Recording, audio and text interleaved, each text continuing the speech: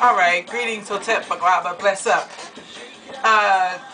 World. Hello, hello world, I'm knocking at your door. It would be nice if that came up in the rotation right now, yet Luciano is in the rotation for the moment. I am Sis Abana, and I am the recovering African who is enslaved in America, and who is a representative from the voices in the margins. I am also true to the cause of African liberation via unification and utilizing the tool of healthy and effective communications. I acknowledge and say to you that I am a traumatized traumatologist and I am a communications coach. Now, in that introduction, it is sort of power-filled and packed with knowledge and information, and certainly there's an explanation that will assist you in understanding and or coming to know why it may be to your benefit to continue to listen, to learn from me, and the benefit for you in learning to listen to me, and not just benefit to you, yet if you are an African descendant, then whatever benefit happens for you happens for we and or the collective. And so that's with that. That's not, I didn't sign on today to talk more about that, though you can certainly, if you are interested and if you are raw, that is ready, able, and willing to begin to revolt, make some changes, that is, that would benefit yourself as well as the collective. Yo, I checked in to say though and talk about today this whole notion of hate.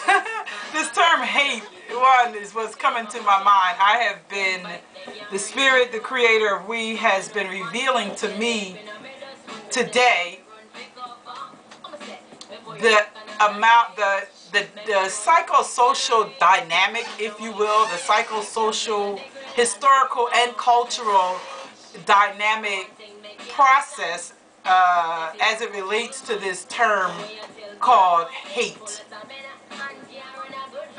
Now, it may have been useful for me to have pulled up a definition, a working definition of the term hate, and to see how they are in fact defining the term, yet I wanted first to just speak from my personal experiences, as we do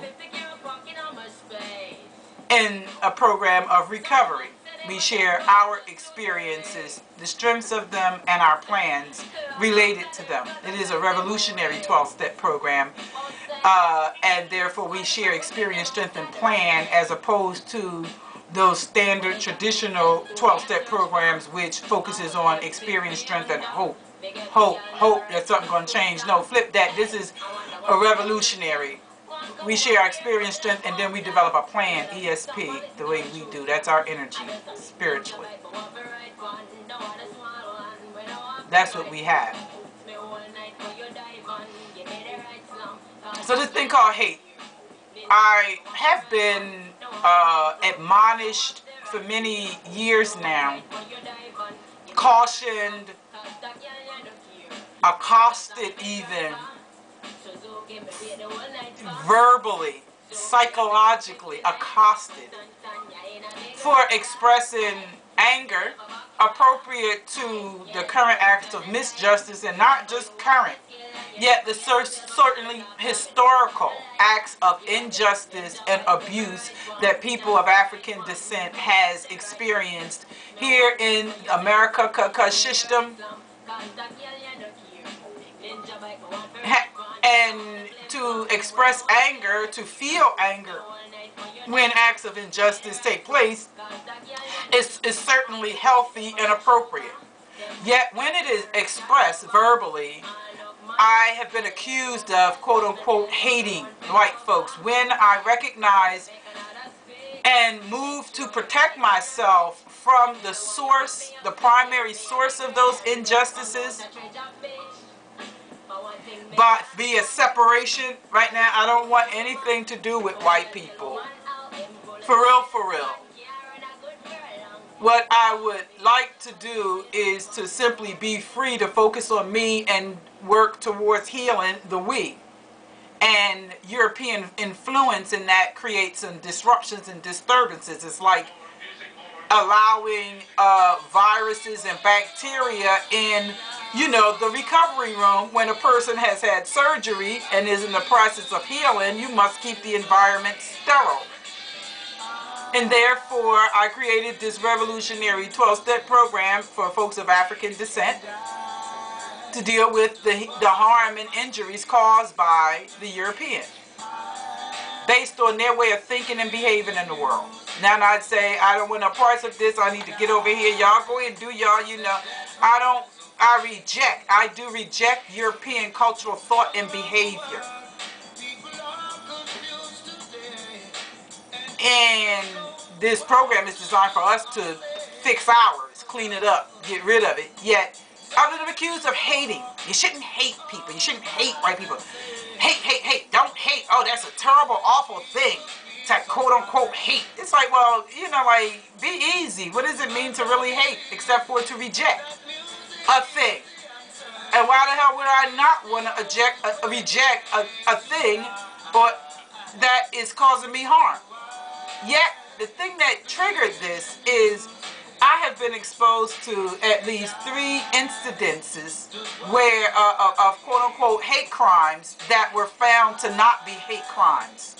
They were crimes perpetrated by white males against people of African descent, male and female. And the crimes were vicious, like, nigger, you shouldn't be here. And then the quote-unquote nigger or the black man ends up in a bonfire, burned, you know, and the white man is acquitted of all charges. And certainly it was not a quote-unquote hate crime. Second incident, another man with a white man, and they were apparently acquaintances or something. Yet the black man wound up dead, drugged through the back of a pickup truck. Again, the white man, I didn't hear the outcome of that case. And then a woman of African descent with a white man, same thing. If you recall, back on 9/11, it was in 06 or 07 maybe, where the sister out in Virginia was held hostage for a week by white people, made to eat feces of animals, called nigger repeatedly, and they were all acquitted of having participated in a quote-unquote hate crime. No hate here, no hate here. However, as a person of African descent, when I express my righteous anger and desire to separate from white people, I am accused of hating. What kind of shit is this, people? What kind of bullshit is this? Does this really make sense to you? Help a sister understand your way of thinking. What the hell do you think about this? How does that happen? I'm going to stop right now. Till next time, this is just a message from the recovery room of racism non-anonymous. Because racism in the lives of African descendants is not a secret.